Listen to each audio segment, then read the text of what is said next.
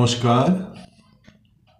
ভগবান শ্রী শ্রী রামকৃষ্ণ পরমহংসদেব, পরম আরাধ্যা শ্রী শ্রীমা শারদামণি এবং বীর সন্ন্যাসী স্বামী বিবেকানন্দের রাতুল চরণে আমার ভক্তিপূর্ণ ভূমিষ্ঠ প্রণাম জানিয়ে শুরু করছি ভক্তের দরবার ইউটিউব চ্যানেলের শ্রীরামকৃষ্ণ ভক্ত মালিকা পাঠ। আমরা পড়ছি শ্রীমৎ স্বামী প্রেমানন্দ মহারাজজির জীবন কথা।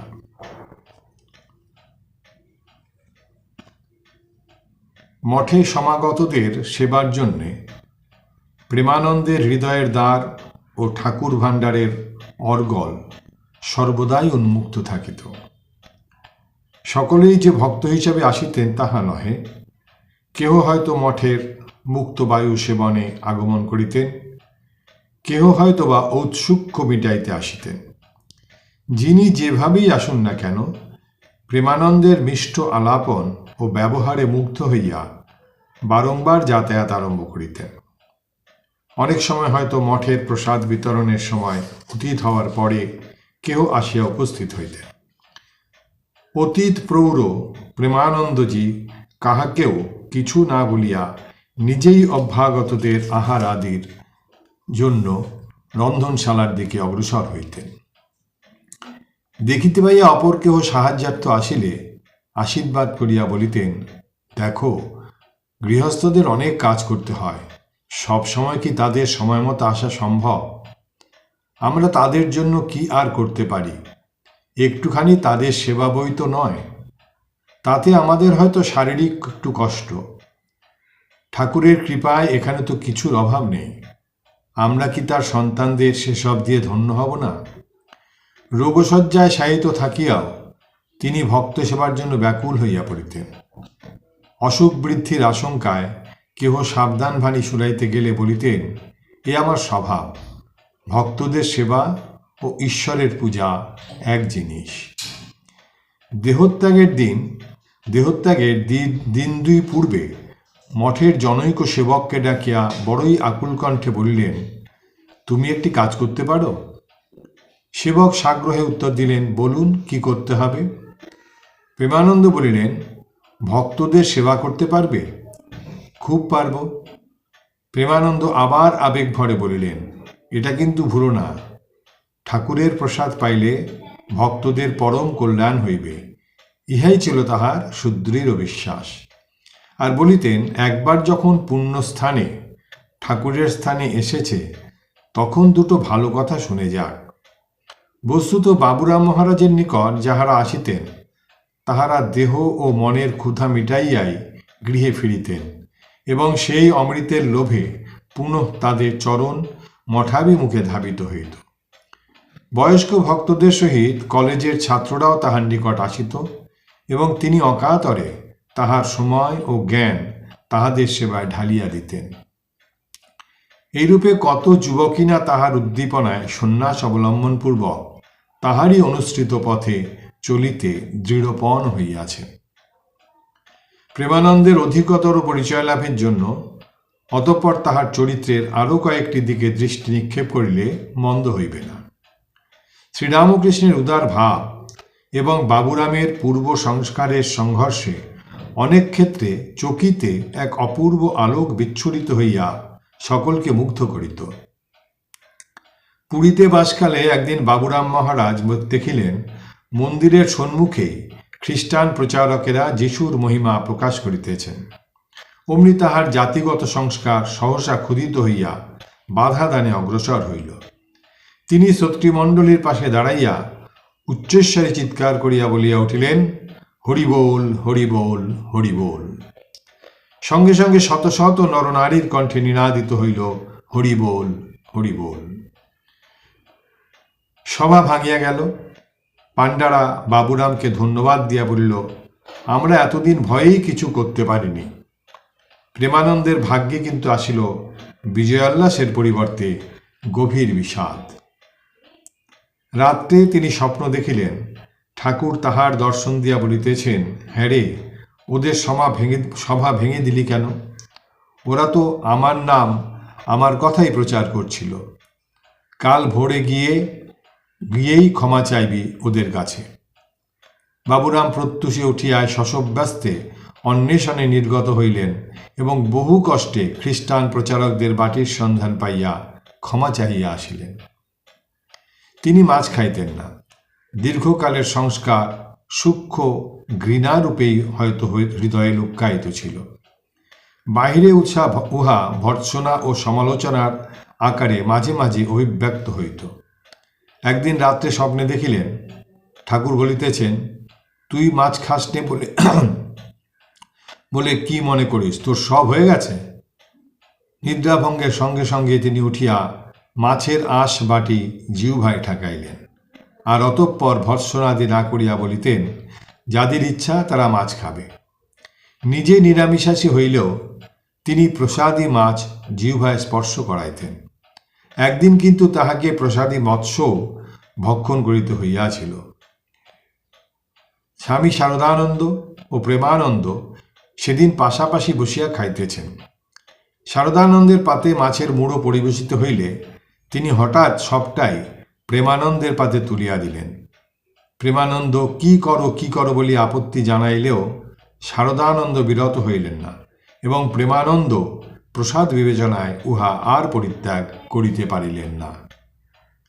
তারপর প্রেমানন্দের বৈরাগ্য। তাহার নিত্য ব্যবহার্য দ্রব্যের মধ্যে ছিল একজোড়া কাপড়, একজোড়া ফতুয়া, একখানি গায়ের চাদর, একজোড়া চটি জুতা, একটা লাঠি ও ছাতা। শীতের সময় একখানি চাদর ও একটি তুলার জামা অধিক ব্যবহার করিতেন। এই সকল সামান্য দ্রব্য হইতে আবার দানও চলিত। অসুস্থ অবস্থায় দেওঘরে থাকাকালে জনৈক নাপিত চুরির অপরাধে ধরা পড়ে। অভাবে স্বভাব নষ্ট হয়, সুতরাং শাসন না করিয়া অভাব মোচন করাই সক্ষম ব্যক্তির কর্তব্য। এই ছিল স্বামী প্রেমানন্দের ধারণা। অতএব তিনি ধৃত ব্যক্তিকে শাস্তির পরিবর্তে একটি টাকা দিতে বললেন। শুধু তাহাই নয়, সেবক দূরে সরিয়া গেলে নিজের ব্যবহার্য গামছাখানিও তাহাকে দিলেন। স্বামী প্রেমানন্দের চরিত্রের আরেকটি বিশেষত্ব ছিল শ্রী শ্রী মাতা ঠাকুরানীর প্রতি তাহার অসীম ভক্তি শ্রদ্ধা।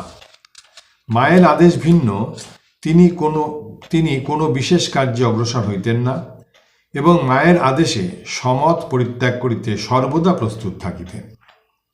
শ্রী শ্রী মাতা ঠাকুরানীর সম্বন্ধে তিনি এক পত্রে লিখিয়াছিলেন, শ্রী শ্রী মা মনুষ্য দেহধারিণী হলেও তার অপ্রাকৃত ভগবতী তনু জীবের কল্যাণের জন্য মনুষ্যবৎ লীলা করছেন। আর বলিতেন, শ্রী শ্রী মা ঠাকুরনকে দেখছি ঠাকুরের চেয়েও আধার বড়। তিনি শক্তিরূপিণী কিনা, তার চাপবার ক্ষমতা কত। ঠাকুর চেষ্টা করেও পারতেন না, বাহিরে বেরিয়ে পড়ত। মা ঠাকুরনের ভাব সমাধি হচ্ছে, কিন্তু কাহাকেও জানতে দেন। 1914 মে মাসে স্বামী প্রেমানন্দকে মালদহে লইয়া যাইবার জন্য জনৈক ভক্ত বেলুড় মঠে আসেন।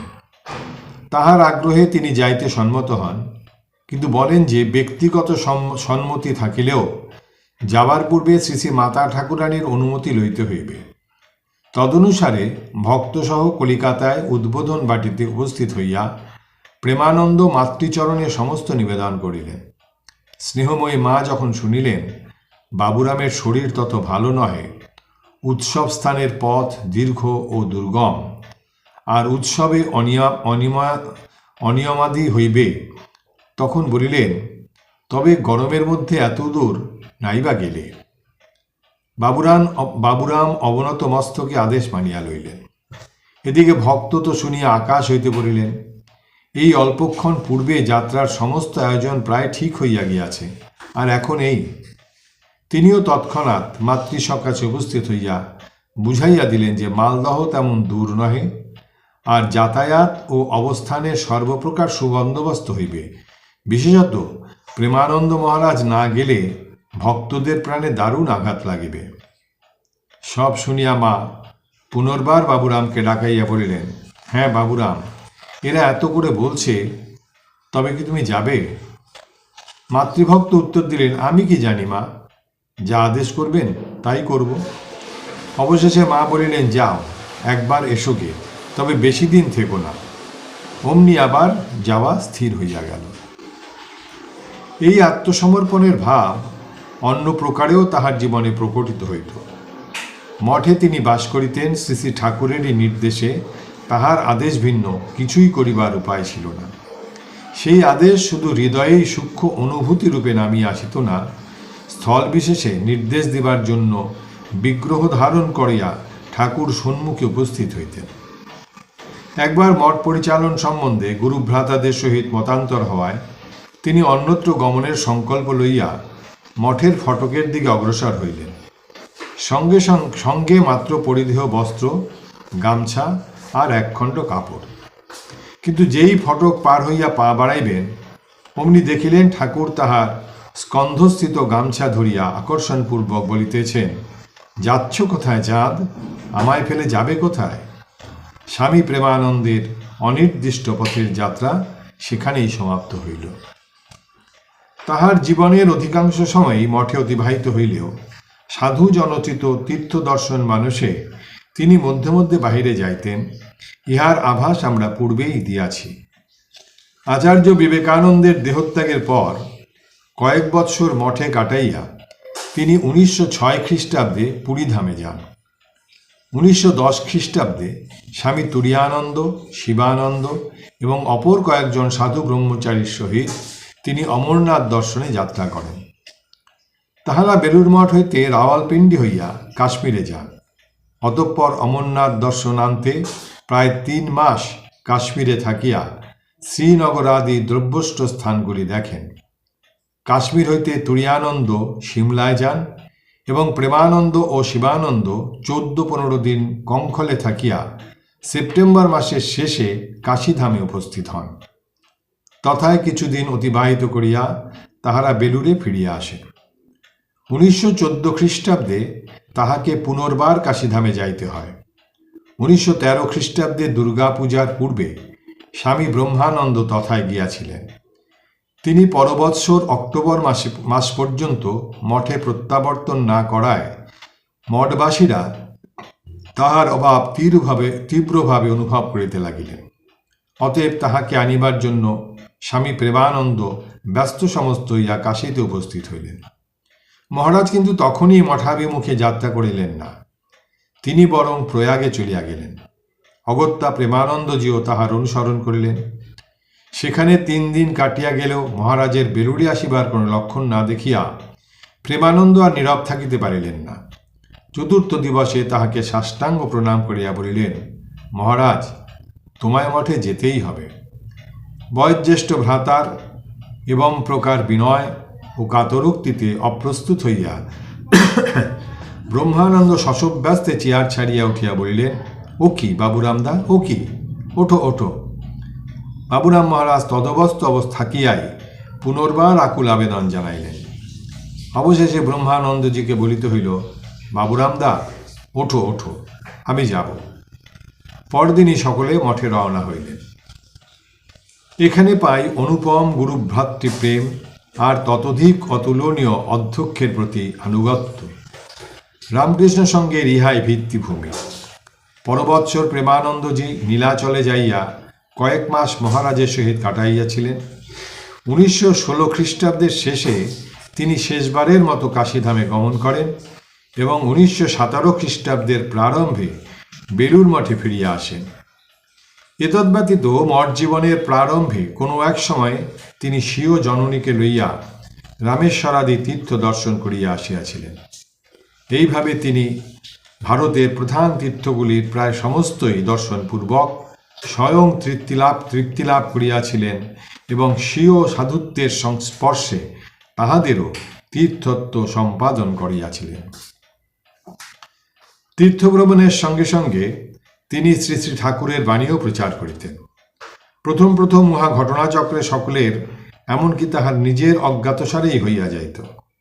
কিন্তু জীবনের শেষ কয় বৎসর এই প্রচারের প্রভাব ও প্রসার দেখিয়া লোক অবাক হইয়া গিয়াছিল। যে বাবুরাম মহারাজ মঠের খুঁটিনাটি কাজেই কালক্ষেপ করিতেন এবং যিনি কখনো বিদ্যা বা বিদ্যাবুদ্ধির দাবি করিতেন না, তিনি যে একদিন সভা সমিতিতে উপস্থিত হইয়া স্বীয় অটুট বিশ্বাস ও প্রেমের প্রবাহে জনসমাজকে ধর্মভাবে মাতাইবেন, ইহা কে ভাবিয়াছিল? তাহার প্রচার শক্তি বিশেষভাবে প্রকাশ পাইয়াছিল পূর্ববঙ্গে। তাহারও আগে উৎসবাদি উপলক্ষে তিনি মেদিনীপুর প্রভৃতি অঞ্চলে বহুবার গিয়াছিলেন সত্য, কিন্তু পূর্ববঙ্গের সঙ্গে তাহার কি যেন একটা অদৃশ্য যোগসূত্র ছিল। স্বামী বিবেকানন্দ একবার বলিয়াছিলেন, পূর্ববঙ্গ তোর জন্য হইল। বস্তুত শ্রী গৌরাঙ্গের প্রেমভাবে মুগ্ধ পূর্ববঙ্গের আধ্যাত্মিক সাগরে নূতন প্রেমের হিল্লোল তুলিবার উপযুক্ত শক্তি ছিল স্বামী প্রেমানন্দেরই হৃদয়ে। আপনি মাতিয়া অপরকে মাতাইতে তিনিই মাত্র পারিতেন। 1915 খ্রিস্টাব্দে তিনি ভক্তদের আমন্ত্রণে রাড়ীখাল যান, ঢাকা। সেখানে শ্রীযুক্ত জগদীশচন্দ্র বসু মহাশয়ের বাটিতে তাহাদের থাকিতে দেওয়া হয়। শ্রীরামকৃষ্ণের অন্যতম পার্শ্বদের আগমনে সেবার উক্ত অঞ্চল প্রেমে টলটলায়মান হইয়াছিল। এমনকি মুসলমানেরাও এই আনন্দে যোগ দিয়াছিলেন। স্থান বিশেষে তাহাদের নিকট উৎসবের চাঁদা চাহিতে না যাওয়ায় তাহারা বলিয়াছিলেন, উনি কি শুধু আপনাদের নাকি? উনি তো আমাদেরও পীরমশাই। ওই অঞ্চলে বহু গৃহে ঠাকুরের পূজা ও কীর্তনাদিতে লোকের উৎসাহ দেখিয়া প্রেমানন্দ বিস্মিত হইয়াছিলেন।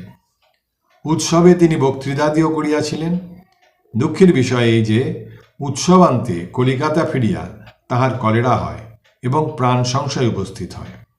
এহেন অবস্থায় একদিন বাবুরাম মহারাজকে সংজ্ঞাহীন দেখিয়া সকলের ধারণা হইল তিনি দেহত্যাগ করিবেন। কিন্তু অল্পক্ষণ পরে সংজ্ঞা লাভান্তে সকলের বিমর্ষ বদন দেখিয়া তিনি বলিলেন, ভয় নেই, এ দেহ এখন যাবে না, মা বেঁচে আছেন। এই রহস্য অনেকে জানিতেন না, কিংবা জানিলেও ভুলিয়া গিয়াছিলেন। শ্রীরামকৃষ্ণ যখন বাবুরামের মাতার নিকট ওই সন্তানটিকে ভিক্ষা চাহিয়াছিলেন, তখন মাতা উহাতে সম্মত হইয়া বলিয়াছিলেন, বাবা, এই ভিক্ষা দিন, ভগবানে যেন আমার ভক্তি থাকে আর আমার যেন পুত্র কন্যার শোক পেতে না হয়। ঠাকুর সে বর দিয়াছিলেন। বাবুরাম মহারাজ সেই অমোঘ বাণীর কথা এখন সকলকে স্মরণ করাইয়া দিলেন। যে রোগীর সম্বন্ধে চিকিৎসকগণ পর্যন্ত আশা ত্যাগ করিয়াছিলেন, তিনি অতঃপর দৈব বলে অতি আশ্চর্যরূপে ক্রমে সুস্থ হইয়া উঠিলেন। তাহার এই অসুখের সময় পূর্ববঙ্গের মুসলমান অনুরাগীরা শিরনি মানিয়াছিলেন এবং মঠে টেলিগ্রাম করিয়াছিলেন, যাহাতে তিনি শীঘ্র আরোগ্য লাভ করেন। পরবর্তী বৎসর ব্রহ্মানন্দজির সহিত তিনি কামাখ্যা দর্শন ও পূর্ববঙ্গ পরিভ্রমণে যাত্রা করেন। ক্রমে ময়মনসিংহে উপস্থিত হইয়া একদিন নদী তীরে পদচারণকালে তিনি দেখিলেন যে মহারাজ ভাবস্থ। অমনি লোককল্যাণে সদা উন্মুখ প্রেমানন্দজি নিকটস্থ ছেলেদিগকে তাহার পদপ্রান্তে আনিয়া বলিলেন, মহারাজ, ছেলেদের আশীর্বাদ করো। মহারাজও সাগ্রহে বলিলেন, ছেলেরা দেবতা হয়ে যাবে। ইহার পর ঢাকার রামকৃষ্ণ মিশনের ভিত্তি স্থাপনান্তে তাহারা কাশীপুরে জমিদার বাটিতে যান। তৎপর দেওভোগে নাগভবন দর্শনান্তে 25 ফেব্রুয়ারি কলিকাতায় ও পরদিবস বেলুড়ে উপনীত হন। প্রেমানন্দ শেষবারে পূর্ববঙ্গে যান 1917 খ্রিস্টাব্দে। ওই সময় গ্রাম হইতে গ্রামান্তর ভ্রমণকালে এবং তাহার অবস্থিতি স্থলের চারিপার্শ্বে এরূপ লোক সমাগম হইত যে জনৈক প্রত্যক্ষদর্শী পরে উহার সহিত মহাত্মা গান্ধীর আকর্ষণী শক্তির তুলনা করিয়া বলিয়াছিলেন, মহাত্মাজিকে দেখিবার জন্যেও তেমন লোক সমাগম হয় না। প্রেমানন্দে প্রেম শুধু হিন্দু সমাজেই আবদ্ধ না থাকিয়া মুসলমান সমাজেও বিস্তৃত হইতেছে দেখিয়া ময়মনসিংহের টাঙ্গাইল মহকুমার খাড়িন্দা গ্রামে তাহার অবস্থানের সুযোগে জনৈক মুসলমান মৌলবী তাহাকে পরীক্ষা ও পরাস্ত করিবার অভিপ্রায়ে সন্মোহনী বিদ্যায় পারদর্শী জনৈক বন্ধুকে সঙ্গে লইয়া তাহার সকাশে উপস্থিত হন, কিন্তু কার্যত অবারক হইয়া আপনার ত্রুটি স্বীকার করেন। বাবুরাম মহারাজ ইহাতে বিরক্ত না হইয়া মৌলবীকে ফল মিষ্টান্নাদি আহার করিতে দিলেন। তখন মৌলবী বলিলেন, আপনি এ যাবৎ উদার মত প্রচার করিতেছিলেন, আপনি আমার সঙ্গে এক পাতে খাইতে পারেন? প্রেমানন্দ দৃঢ়স্বরে বলিলেন, হ্যাঁ পারি। এবং কার্যত তাহাই করিলেন। মৌলবী তখন সঙ্গী ধীরানন্দকেও আমন্ত্রণ করিলে প্রেমানন্দ বাধা দিয়া বলিলেন, একজন খেলেই হল, ধীরানন্দের অবস্থা এখনো ঐরূপ নহে। মুসলমানদের সহিত তাহার এরূপ প্রীতিপূর্ণ সম্বন্ধের দৃষ্টান্ত বিরল নহে। একবার ঢাকায় অবস্থানকালে তাহার উদার বাণীতে আকৃষ্ট হইয়া নবাব সলিমুল্লাহ তাহাকে স্বগৃহে আমন্ত্রণপূর্বক ধর্মগুরুর ন্যায় সম্মান প্রদর্শন করেন। আর একবার মঠে আগত এক মুসলমান ভদ্রলোককে কিছু খাইতে দিবার পর কেহ উচ্ছিষ্ট পরিষ্কার করিতে অগ্রসর হইতেছে না দেখিয়া তিনি স্বহস্তে ওই কার্য সম্পাদন করেন। বস্তুত প্রচারক, গুরু ও সেবক যে রূপেই অপরে তাহাকে গ্রহণ করুক না কেন, স্বামী প্রেমানন্দের স্নেহ প্রেম জাতি ধর্ম বর্ণ নির্বিশেষে বিতরিত হইত। খারিন্দার পরে তিনি ঢাকায় গমন করেন এবং ঢাকা হইতে নারায়ণগঞ্জ হইয়া হাসারা ও সোনারগাঁ প্রভৃতি গ্রামে উৎসব করিতে যান। বহির্দৃষ্টি অবলম্বনে যদিও আমরা উৎসব শব্দ প্রয়োগ করিলাম, তথাপি মনে রাখিতে হইবে যে ইহাতে প্রকৃত তথ্য উদ্ঘাটিত হইল না। কারণ তখন তিনি উৎসব উপলক্ষে জনগণের মনে নবযুগের উপযোগী এক নূতন প্রেরণা অনুসঞ্চারিত করিতে বদ্ধপরিকর। কীর্তন, উপদেশ, বক্তৃতা, দৈনন্দিন আচরণ প্রভৃতি বিবিধ চেষ্টার মধ্য দিয়া উহাই আত্মবিকাশ করিতেছিল এবং উহার প্রভাব ধর্মের ক্ষেত্র ছাড়িয়া সমাজ ও স্বাস্থ্যাদির ক্ষেত্রেও প্রসারিত হইতেছিল। দৃষ্টান্তস্বরূপে বলিতে পারা যায় যে হাসারা প্রভৃতি গ্রামে তিনি দেখিলেন জলাশয়গুলি কচুরিপানায় পূর্ণ। একটু পরিশ্রম করিলেই ওইগুলি পরিষ্কৃত হইয়া স্বাস্থ্যের অনুকূল ও ব্যবহারোপযোগী হয় জানিয়াও গ্রামবাসীরা সম্পূর্ণ উদাসীন আছেন। ইহাতে ব্যথিত হইয়া প্রতিকার কল্পে তিনি প্রথমত গ্রামবাসীদিগকে উৎসাহ দিতে লাগিলেন, কিন্তু তাহাতেও সুফল না হওয়ায় আদর্শ স্থাপনার্থ স্বয়ং জলে নামিয়া পানা তুলিতে লাগিলেন। তখন গ্রামবাসীরাও তাহার অনুকরণে ও উদ্দীপনায় ওই কার্যে অগ্রসর হইলেন।